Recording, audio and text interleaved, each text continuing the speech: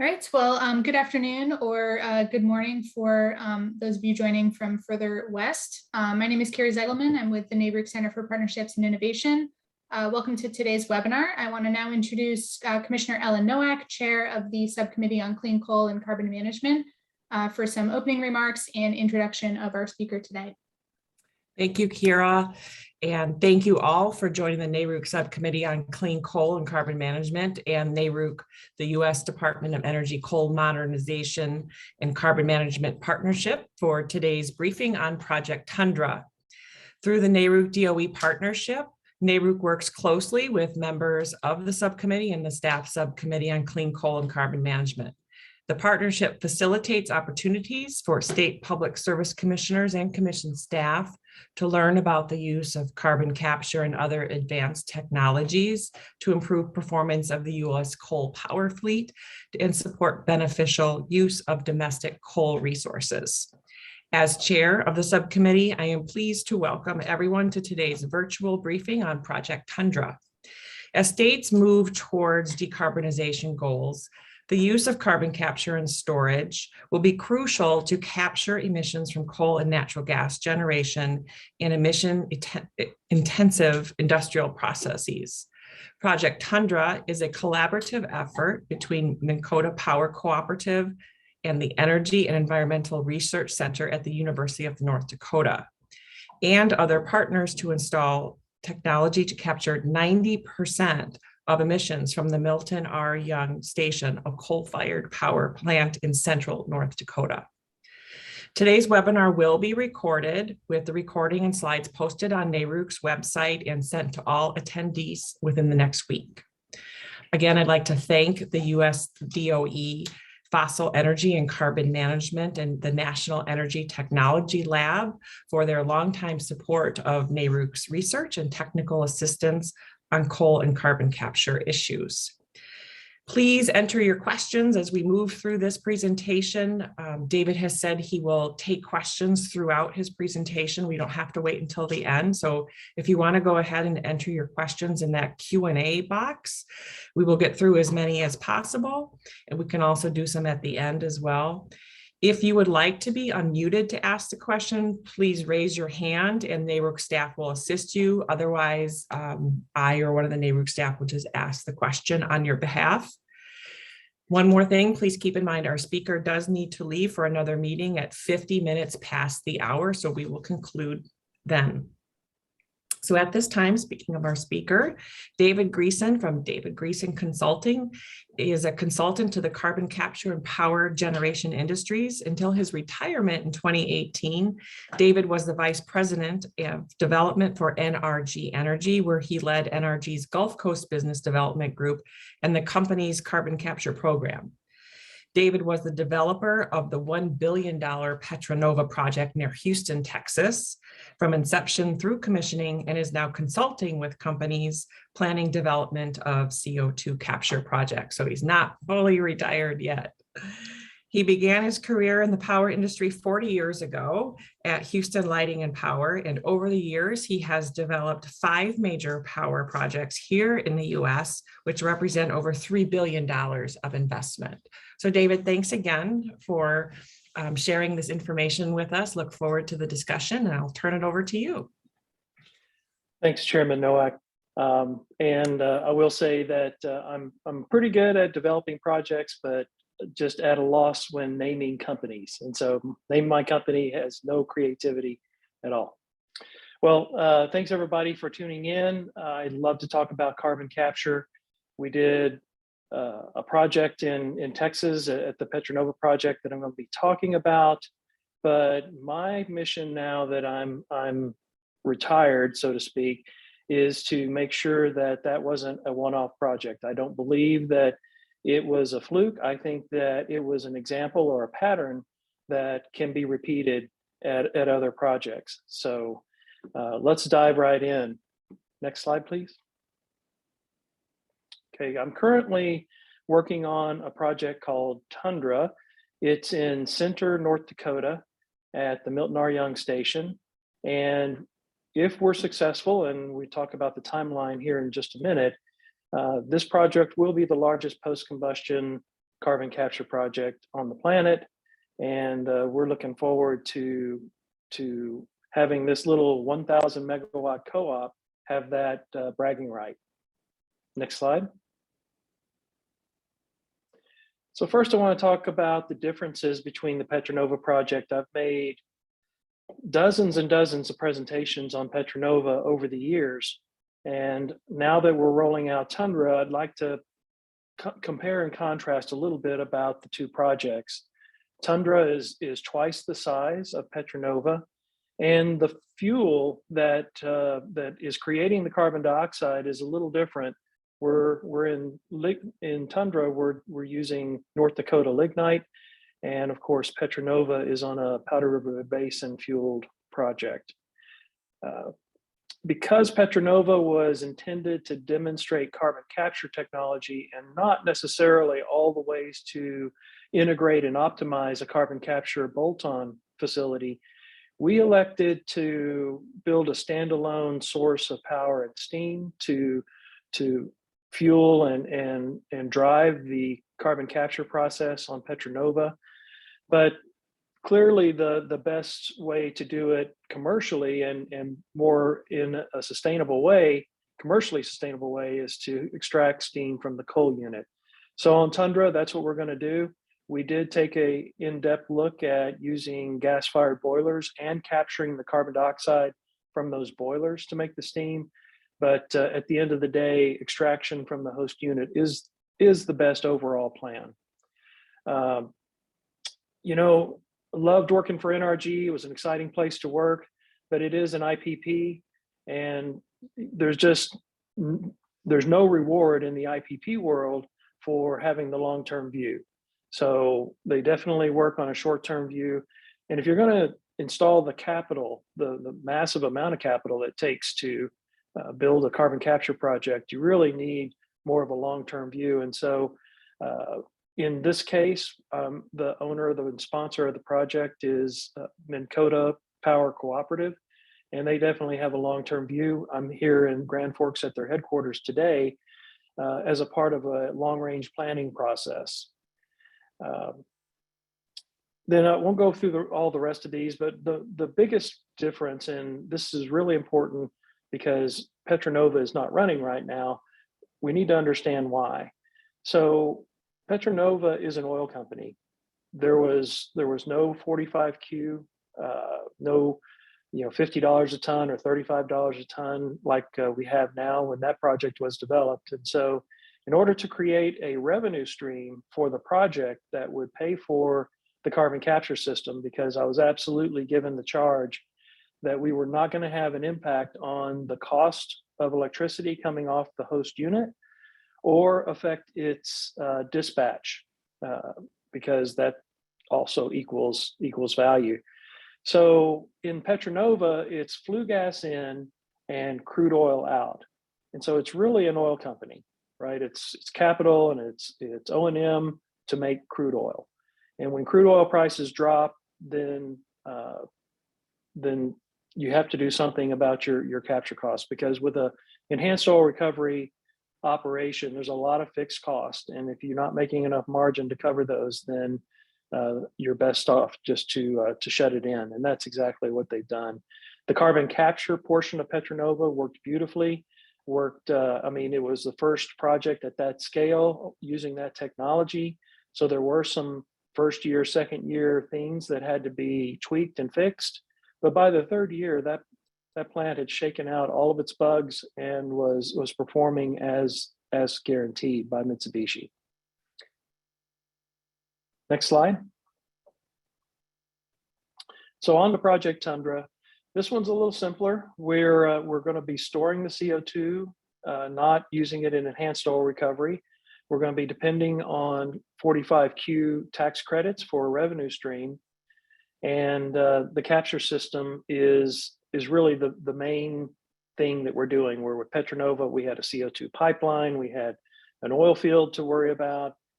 This one is a little more straightforward. So we'll talk about the three pieces of this project. Next slide. Starting with the storage. So we have a Class 6 permit. This is in Oliver County, North Dakota, near the little town of Center. There is a Center is on the map. It's just to the north and west of the black circle that's on the page here. So, so many projects that I'm consulting on around the country. The focus is on carbon capture, but carbon capture is only part of the value chain that has to be created in order to have a full carbon capture and storage project. And that's where many projects are getting tripped up economically. People are finding out that transportation is $5, $10, even $15 a ton in some cases. Others are finding out that landowners are wanting, again, $5, $10, $15, another $5, $10, $15 per ton for storage. And so that $50 per ton, all of a sudden, what's left and available for your carbon capture capital recovery and your carbon capture O&M expenses is, $30, $35 a ton, even if you're doing storage. And right now, given the state of the technology and how new it is, we haven't built a lot of copies of these to drive down the cost. $50 a ton is probably what it's going to take. Also, Congress elected to make the subsidy for carbon capture in the form of a tax credit. And most entities that are pursuing carbon capture cannot monetize the value of those tax credits themselves. And so just like with wind projects and solar projects, you need tax equity participation. Well, tax equity doesn't monetize your tax credits dollar for dollar.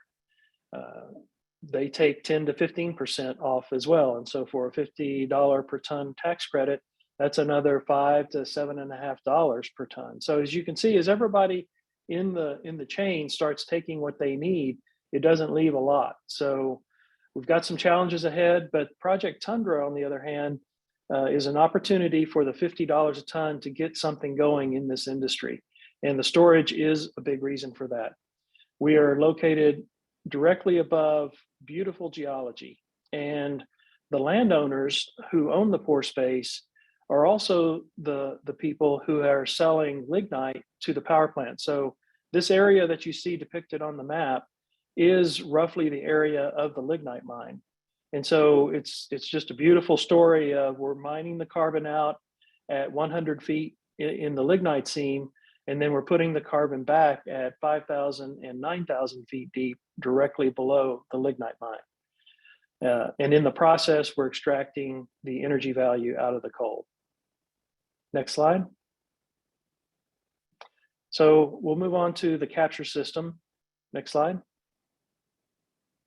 So this is very typical of how all the amine technologies work. You start off with flue gas. That's the grayish arrows coming out of the Milton R Young Station 2 units there. And we are connecting the flue duct to both units. First step is to quench down the temperature and to remove any remaining sulfur in the flue gas. And then because we're on lignite, we're going to need a further step of removing particulate. Lignite has certain trace elements in it that cause aerosols, and aerosols are not welcome in our carbon capture system. So we're going to take them out in a wet ESP, and then straight into the true heart of the capture system, which is the absorber. And here the flue gas comes in contact with a liquid called amine, or a solvent called amine. And this solvent forms a thermally unstable bond with the CO2. In other words, at low temperatures, the CO2 absorbs onto the sorbent molecule. And then at higher temperatures, that bond is broken and it's released. So and the sorbent is very selective. It only catches CO2. So when you move that solvent over that has the CO2 into the regenerator and heat it up, you get food grade 99.9% pure CO2 coming out of the regenerator. And then it's just a matter of compressing, taking out any remaining moisture that's in the flue gas or in the CO2, and then injecting it as a liquid into a geologic formation, as we showed on the previous section. Little fun fact, this project is going to capture 4 million metric tons per year of carbon dioxide. Out of the total emissions at this station are around 6 million tons a year. So we're capturing 90% of unit 2 and a little bit of unit 1, but we end up getting about 70% of the total station emissions. And that is equivalent to 4 million metric tons is the equivalent emissions of all the motor vehicles in North Dakota. So with this one project, we're offsetting the emissions from all the mobile sources on the road. Next slide. So this is what it'll actually look like on the ground. Labeled the elements here. You can see there's the flue ducts coming from the 2 units chimney. You intercept the flue gas at the chimney. You bring it into the quencher, as I mentioned. Then the wet ESP is behind that, and then the absorber, regenerator, and compressor. The injection wells are, in this artist rendering, would be just off the bottom of the picture here. If we had zoomed out just a little bit, we would catch the well site. That's literally how close the injection point is for this project. Next slide.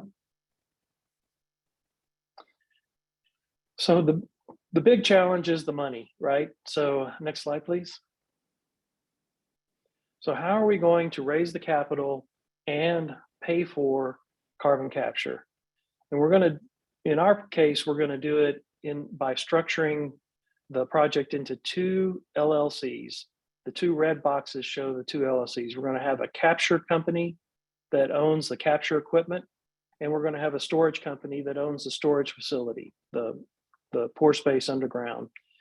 And the 2 are going to transact at arm's length. The capture company doesn't have a tax bill, and so it needs somebody to monetize the tax credits, to turn that into cash, to pay for debt service, to pay for O&M. And the storage company, though, is where the tax equity will be located. And so they'll buy the CO2 and the tax credits at a discount. That 10% discount that I mentioned is probably where it'll end up.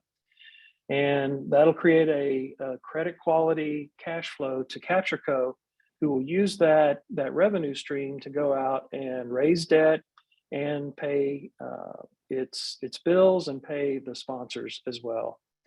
So here we see that there's a holdco that's going to have the interest, the equity interest for the sponsors. Mostly it's CaptureCo, but there will be a small interest in the storage co held by this holdco.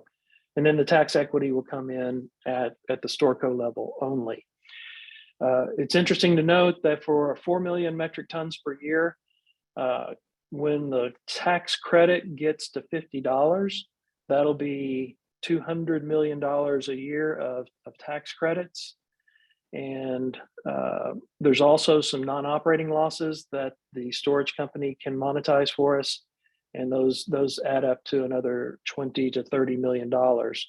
So it's a lot of money just for one project, a lot of money changing hands here, but it's a structure that we think will work and allow us to raise the capital needed to move forward.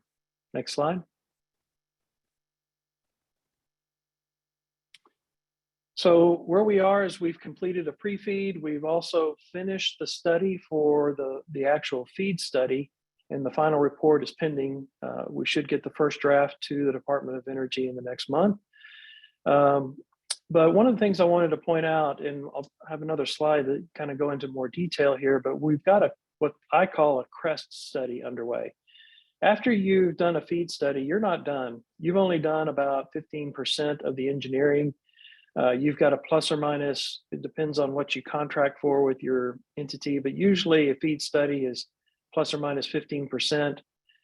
And so, in the information that is generated is very helpful in understanding what the project is, but it's not enough for your EPC contractor to feel comfortable giving you a firm price and firm schedule.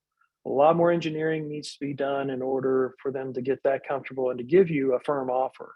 So we've got that portion of the work underway. The storage facility, we have the Class 6 permit now in hand, and the EPA has reported to us that their approval of our MRV plan is being routed for signature inside the agency. So hopefully we'll get that in the next week or two. The air permitting, given where this is located, the airshed it's pretty rural in this area. So we're considered a minor source, and the air permit will be filed in the next few weeks. And as a minor source, the process to get the permit should only be 3 or 4 months. We have our water allocation for the cooling tower. And then for financing, we're in the process to apply for a North Dakota low interest loan program called the Clean Sustainable Energy Authority loan, CSEA. And they're going to make a project loan, and not to the Minnkota, but to the project itself. And we're also having discussions with tax equity investors. We're really counting on a demonstration grant from the Department of Energy. There's a lot of first of a kind at scale premiums in this cost estimate that we're about to get from Fluor. And there's also been a lot of supply chain issues, inflation, commodity price increases. So we really need some help from the Department of Energy to get this thing over the finish line. We think that follow-on projects will be a lot less expensive. And the reason for that hope is after Petronova had been running for about a year, the Mitsubishi people made an announcement at a CO2 conference that the next time they build that exact unit, they can build it for 30% less than what we paid at Petronova for that same unit. And that savings comes from the learnings from actually doing. And that's what this whole demonstration program is all about. It's about getting out there and actually doing and learning from that and learning how to do it better and more commercially attractive. Next slide. So by CREST, I mean construction ready, engineering, scheduling, and pricing terms. And so based on the FEED, taking off from where the FEED study left off, we're completing all the diligence needed. We're doing the engineering investigations to wring some more cost out of the facility, and in doing so, some of the risk as well. The more Fluor knows about the process and what it'll be like to build at that scale, the more they can take contingency out, which drives up the price. So the goal is to have a firm EPC price and all the information needed for investors to diligence their investment in this project. Next slide. I also wanted to point out that anybody that's thinking about being a sponsor on one of these projects, you should know that there is a significant amount of scope of the project that won't be in your EPC contractor's contract. You're going to need to be ready to provide some owner's items. And in our case for Project Tundra, it is all the process to extract steam out of the host unit. We're engaging engineers, and we're talking to both GE and Siemens. We have one of each steam turbines at the site. They need to do some modeling. There's just a ton of site preparation to be done. There's a couple of transmission lines that have to be relocated. We need laydown areas for all the work that we're going to do.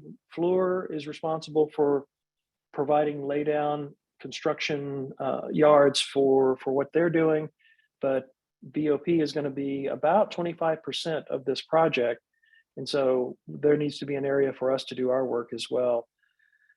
You'll need an owner's engineer to help make sure that you and all your co-investors and lenders are getting what you pay for. So you'll need someone to help not only engineer your scope, but then also bird dog the primary contractor as well. All these things add up to costs that sometimes get left out of indicative pro formas. So be mindful of that as you look at the economics of projects. Next slide. So here's the timeline for the project. It goes back to 2015 when we first got started. Much of this work has been funded by the generous support of the state of North Dakota and the U.S. Department of Energy. And so, and this CREST study that we're in now in 2020, it's going to cost about $20 million to get from where we started in January to start a construction in December of this year. And the state of North Dakota is paying for about a fourth of that. And we're coming up with other investors to help fund the rest of it. So it's not for the faint of heart. There's a lot of money to get to the finish line on these projects, but we're confident that we're at a point where we can start predicting that we will start construction by the end of this year. Next slide.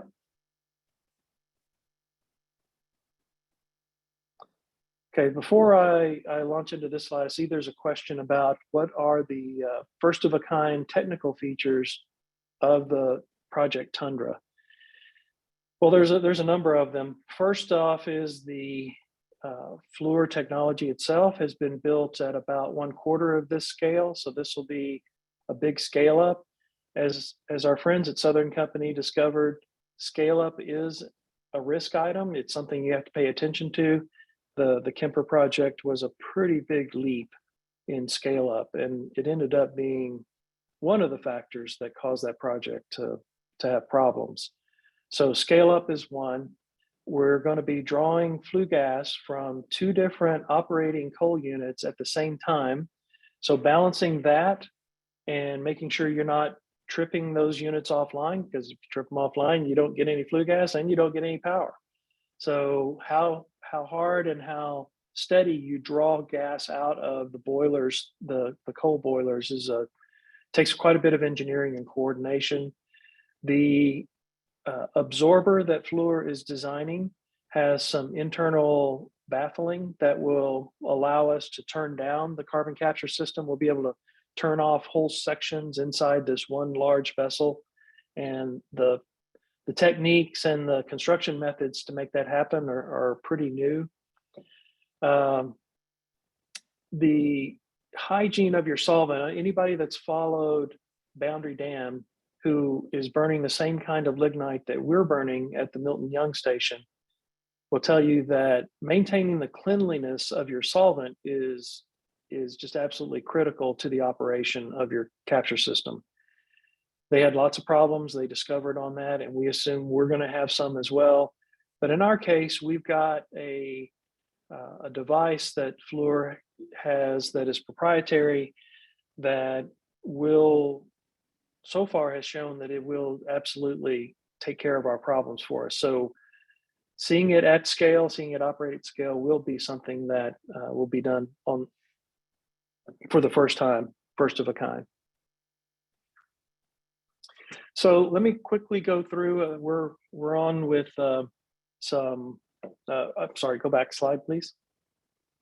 We're on with state regulators, and I want to kind of tick through the things that make North Dakota special about and why this project is really well situated there.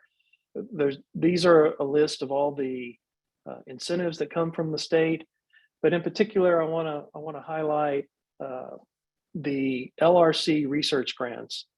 We've had so far $25 million in research grants for this project from the Lignite Research Council of North Dakota. And it's just been absolutely a great collaboration. The money, obviously, for a little co-op like Minnkota is important, but the knowledge, the partnership, the assistance that they give us beyond just the money has been invaluable. Likewise, the Department of Energy, we got about a $10 million grant from the Department of Energy for the feed study. We got a $15 million grant for Carbon Safe to do a lot of the investigative and characterization work for our storage facility. And then lastly, well, not lastly, I got 2 more. The CSEA loan program, like I mentioned earlier, it's going to be a huge help as we're raising capital. And then lastly, primacy on storage licensing, the Class 6 licensing. They have primacy in this state. And while it's every bit as rigorous a process as you would have going through an EPA Class 6 licensing, because North Dakota has made it a priority, they have resourced their departments that handle that licensing to the point where we filed for our permit in, I believe, May of last year, and we received our Class 6 permit in January of this year. So about 8 months start to finish. So those are the things that really are making this project advance and not get stalled out with problems or uncertainties. So, okay, now it's time for questions. See, we've got some. Can you go back to slide 17?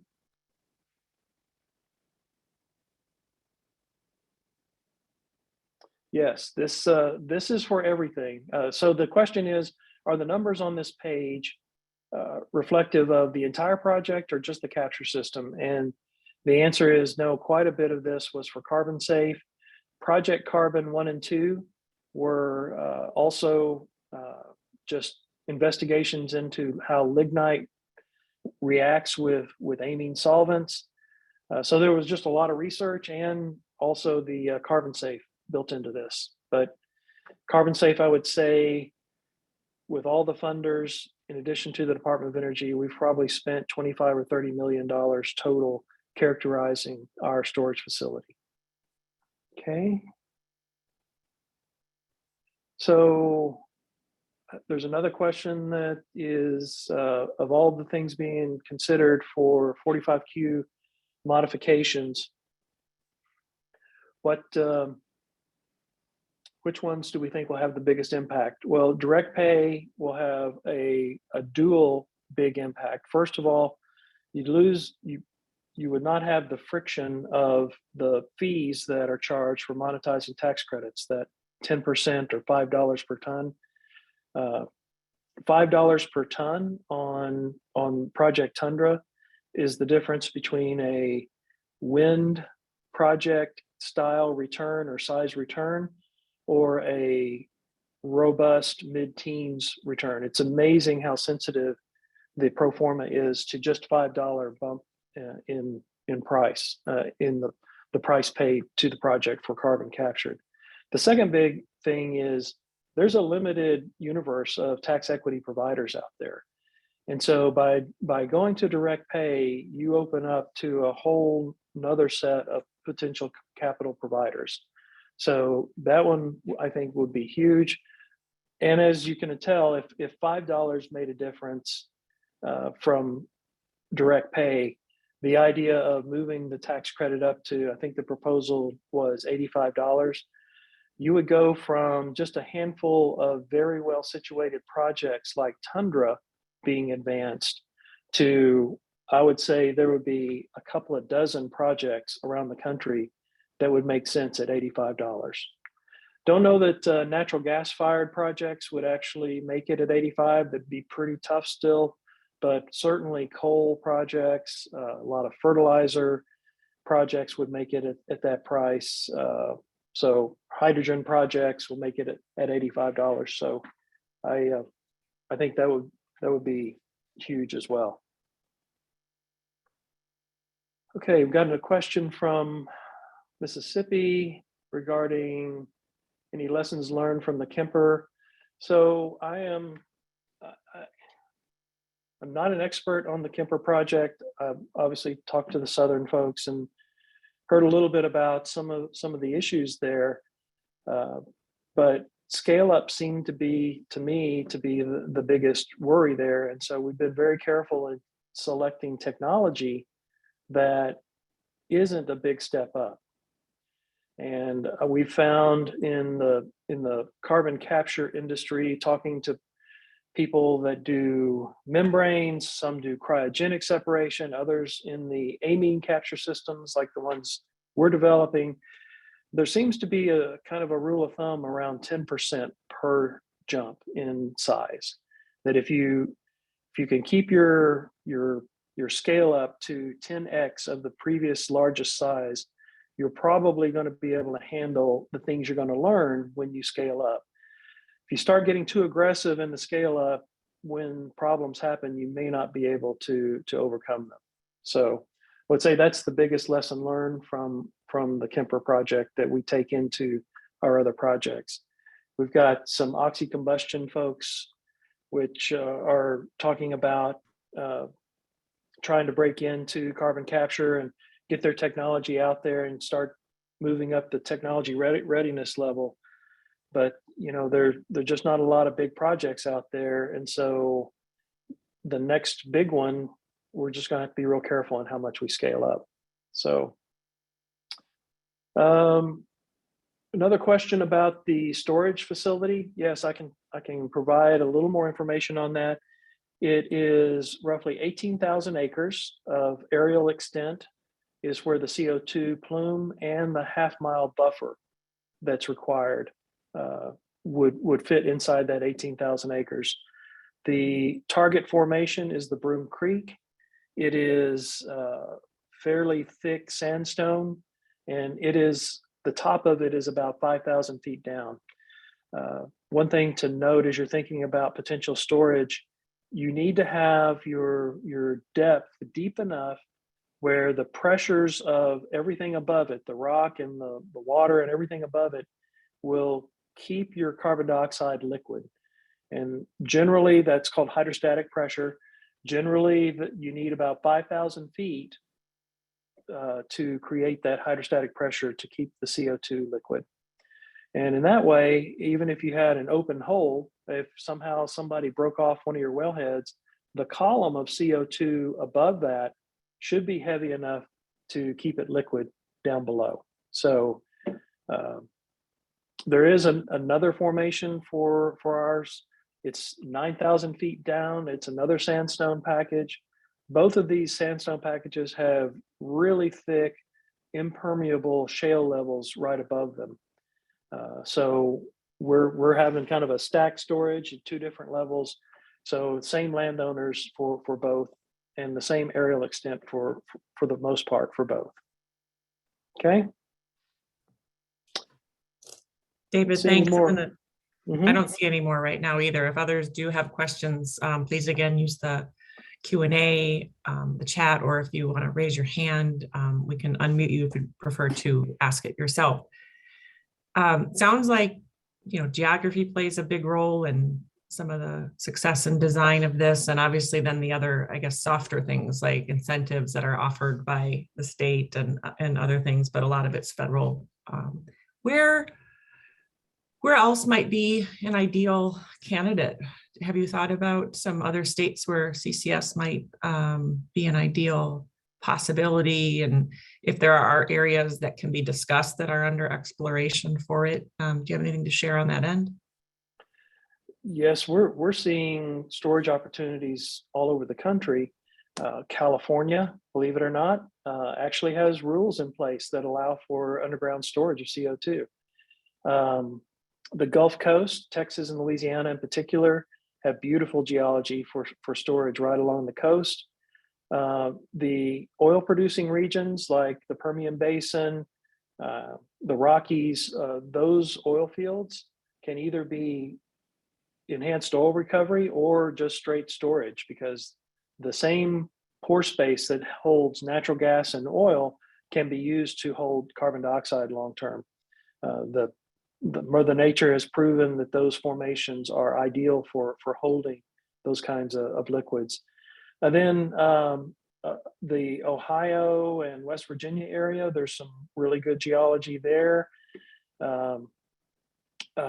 The Upper Peninsula, I believe, in Michigan is got another area that has good geology. So I don't think Florida is going to work out very well, but a little further north and east, is going to be where we're going to find the best, I'm sorry, north and west be the best places. Good to know. Thank you. I'm just gonna more parochial interest. What has been your interaction with the North Dakota Commission? We don't regulate co-ops here in our state, but I don't know how much interaction or necessary regulatory approvals you had to get through the commission work. That's going to vary in each state, I assume, but how has that been? And maybe talk a little bit too about what the Industrial Commission is in North Dakota. Sure. Yeah. So the Industrial Commission in North Dakota has responsibility for subsurface activities, oil and gas activities, and just a whole host of other things other than environmental permitting and air permitting. Air permitting is done, and water discharge permitting is done by Department of Environmental Quality. The Industrial Commission also is the entity that the legislature in North Dakota uses to fund their projects of interest, such as Project Tundra, such as what's going on at Coal Creek Station, looking at carbon capture there as well, just north of us. The commission is made up of the governor, the lieutenant governor, and the attorney general. So it's a 3-member commission, and they voted. In fact, they were the ones that voted on our Class 6 permit to issue our permit. They're the agency that is delegated authority from EPA. So you mentioned the importance of the federal assistance and grants and tax credits and so forth, but how about, are there any policy changes? If you were king for a day, if there was a federal policy change that could help, is there, that's perhaps causing a roadblock or a bigger hurdle to overcome? What would be on your wish list? Well, I think first would be increasing the 45Q credit. You know, wind gets $60 a ton. You know, if you think about wind is $30 per megawatt hour, and it displaces the grid power, and grid intensity is around 1,000 pounds or about half a ton per megawatt hour. So they're paying $30 for half a ton. That makes $60 for a full ton. So that extra $10 will go a long way toward getting projects off the ground and demonstrated. And like I said, driving us all down that cost curve. The infrastructure grants that were approved in December of last year and then signed by the president are going to be a game changer for moving this technology forward. These are very capital intensive. If states could, like they've done in North Dakota and Texas and others, find that carbon capture is exempt from property taxes, either because it's pollution control or just outright gets an exemption. You know, a $1.3 billion facility could have quite a tax liability and we're struggling even without taxes to make the economics work. So tax exemptions, at least for the first wave of projects, would be very helpful. I think that primacy is going to be very important. I guess the other thing is CO2 pipelines. We're going to need to connect to these sinks, and not every project, in fact, very few projects like Tundra sit right on top of their storage. For most projects, I was just talking to a developer in Wyoming, and he says, well, our storage is only 10 miles from the power plant. I said, there's no way you can get it right under the power plant. No, it's 10 miles away. Well, that 10 miles requires a pipeline, and there's just issues with that. And so if you could find a way to make, I don't know, road right of way available, or use, as we did in Texas for the Petronova project, we built an 81-mile pipeline, and we used transmission corridor the whole way. And the utilities that own the wires companies there that own those were very helpful in letting us get into their right of way. The underground landowners were thrilled to have us build a pipe on their property because they've already, in effect, sold the property for transmission, and then we effectively bought it again from them for the pipe that we installed under the transmission line. So those are just a few of the things that come to mind. Good. One more time, if anyone's got, this is your last chance. If you've got any questions, I see one just popped in, so we'll take that. We'll have this be our last question, and we've got a few wrap-up things. And I know, David, you've another one just came in, so those will be our last two, real quick. And then David, I know you have to go, and we have some other closing things for the rest of the group watching. So the question is, can you envision the carbon from a source in one state being transported and stored in another state? I'm sure that'll go over well. So yes, I think that it's going to have to happen because some states just don't have a storage option. You know, they just weren't blessed with geology that'll make it work. So I think we're going to have that. And in fact, it's already being proposed. There's two projects in the upper Midwest. One is called the Summit Carbon Solutions Project, and the other, the name escapes me, but they're both targeting ethanol producers, and they're using, because ethanol tends to be produced and its carbon footprint per unit is not big enough to justify a big long haul pipe by itself. So they're putting in gathering systems to connect up these smaller ethanol users to get enough CO2 to make it economic to transport. And they're going to be transporting from Iowa and South Dakota and Kansas. They're going to be transporting into North Dakota. So that's the Summit project. And then there's also, someone help me out here. It's the Navigator project. Yeah, but there it is. Yeah, is going to be pulling from that same area, but going to the Mount Simon formation in Illinois for storage. So it's already being proposed. I hope people are reasonable. Carbon dioxide pipelines are very safe, and if we're gonna tackle this issue, we've got to have pipelines. Yeah, a lot of activity going through Iowa. I know my colleagues over there are busy with that. Well, then thank you. We'll close with that, David. Really appreciate it. And again, this recording will be available to everybody in the next week. Kira, I think you're gonna jump in and with some final information, and I'll do the final close if that's right. Yep. Thank you. Thank you, David, so much. Really appreciate it. Bye-bye. Yes, thank you very much, David and Commissioner Nowak. I just have a few announcements to go through, and then I'll pass it back over to Commissioner Nowak to close the webinar. I wanted to make everyone aware of some resources from NARUC's sister organization, the National Regulatory Research Institute. They recently published a report that was funded by NETL on the economics of carbon capture and sequestration. That is available. I will enter the link into the chat. And there is a sort of related webinar on the regulatory importance of carbon offsets coming up on Tuesday, April 26th. Again, I'll put the registration link in that chat, and we'll also email this out to everyone along with the slides and recording after today's webinar.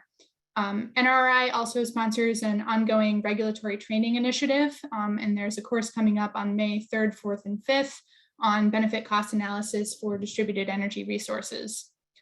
On the next slide, we have a few upcoming events from us on the NARUC side. Our next webinar in our innovation webinar series is coming up April 21st. That's on leveraging distributed energy resource capabilities through transactive energy. Through the Coal Modernization and Carbon Management Partnership that we facilitate with the Department of Energy, we're continuing to hold webinars throughout the spring and summer of this year. Our next webinar is scheduled tentatively for Thursday, April 28th, and we will share that information with everyone who registered for today's webinar, so you can hopefully join us again.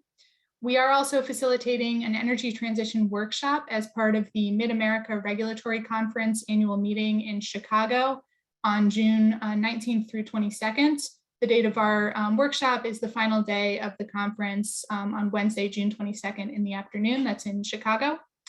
And the NARUC Summer Policy Summit is, of course, coming up July 17th through 20th in San Diego. So we hope to see many commissioners, commission staff, and other folks out there. And then lastly, we're in the process of organizing a site visit to the National Energy Technology Labs campuses in both Morgantown and Pittsburgh. We're looking to schedule that in summer 2022. That will be primarily just for commissioners. and we'll make more information about that available shortly via email. Again, I will thank Commissioner Nowak for moderating today's webinar and David for speaking, and I will welcome Commissioner Nowak back on to just make some closing announcements. Thank you, Kira and Jasmine. You guys have been always fantastic helping put this together. Really do appreciate it. And I also want to again thank David for his time, and of course thank DOE Office of Fossil Energy and Carbon Management for supporting this webinar. All the stuff that Kira just talked about is on the website for NARUC, so please make sure you check that for the upcoming events she discussed and other things related to other committees. Of course, there's the contact information for Jasmine and Kira. Reach out to them if you have any other specific questions. So thanks all. Have a good afternoon. Thanks for joining us. Bye-bye.